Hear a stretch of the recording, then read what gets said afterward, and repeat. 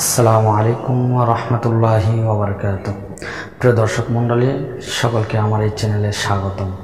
আজকে যে বিষয় নিয়ে আলোচনা করব সেটি হলো তা এবং সা হরফ পড়ানোর নিয়ম। নুরানি পদ্ধতিতে এবং নুরানি মুআল্লিম প্রশিক্ষণে কিভাবে পাঠদানের দিক নির্দেশন দিয়েছেন সেভাবে আমি আপনাদের সামনে উপস্থাপন করার চেষ্টা করব ইনশাআল্লাহ। তো আসেন আজকে আমরা তা হরফ নিয়ে আলোচনা করব।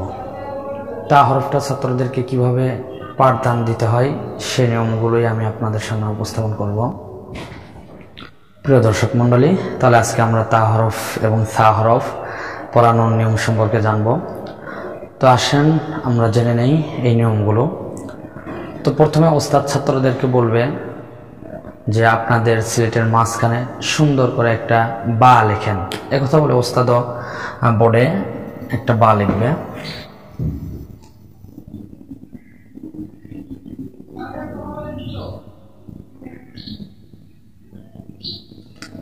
এরপরে ওস্তাদ ছাত্রদেরকে বলবে সকলে বোর্ডে দেখেন। বলার পরে ওস্তাদ এবার বলবে নিচের নোক্তাটি মুছে উপরে এইভাবে দুইটি নোক্তা দেন। ছাত্ররাও দিবে সিলেটে।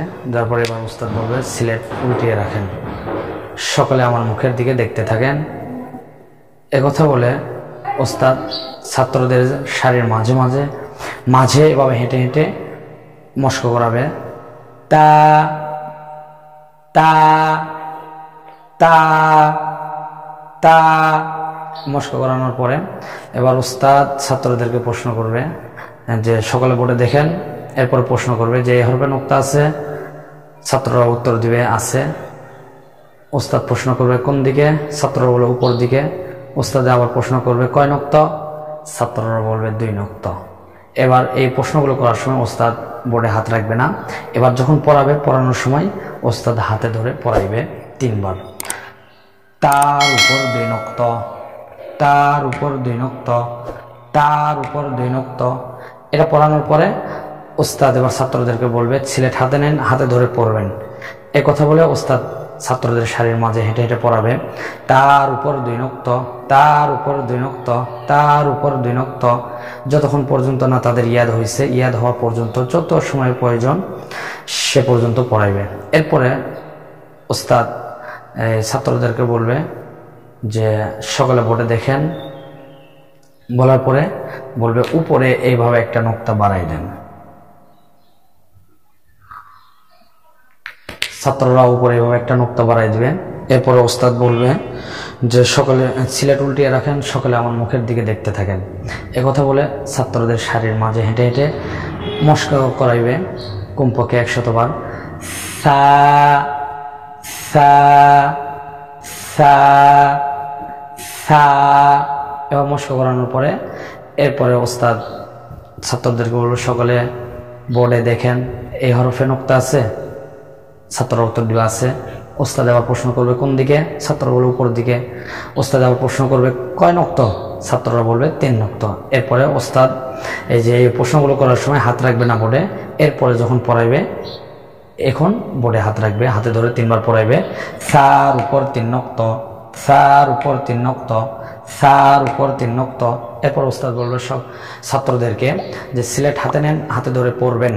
একথা বলে ছাত্রদের সারির মাঝে হেঁটে হেঁটে ওস্তাদে মস্ক করাইবে। সার উপর 3 নোক্তা, এভাবে নোক্তার মস্ক কমপক্ষে 20 বার এবং যতক্ষণ পর্যন্ত না ছাত্রদের ইয়াদ হইতেছে। ইয়াদ হওয়ার পর্যন্ত যত সময় প্রয়োজন সময় দিবে। হ্যাঁ, এরপরে যে কাজটি সেটি হলো এই 5 সহজ প্রশ্ন 5 দাও। ওস্তাদের বোর্ডের লেখা মুছবে এবং ছাত্রদের সিলেটের লেখা থাকবে। এরপর ওস্তাদ সহজ প্রশ্ন করবে। এবার ছাত্রদেরকে বলবে অর্থাৎ সহজ প্রশ্ন যে উপরের একটা নোক্তা মুছেন, দেখান, নাম বলেন।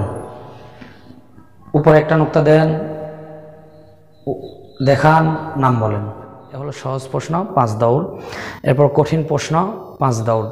তা বানান, দেখান, সা বানান, দেখান। এই কঠিন প্রশ্নের সময় বা কেউ সামনে রাখবে, বলে বা বানান, দেখান। এই হলো তা এবং সা হরফ পড়ানোর পাঠদানের নিয়ম। তো তা এবং সা হরফ, নোক্তাওয়ালা হরফ, এই হরফগুলো 4 প্রকারের শিক্ষা দিতে হয় 4 নিয়মে।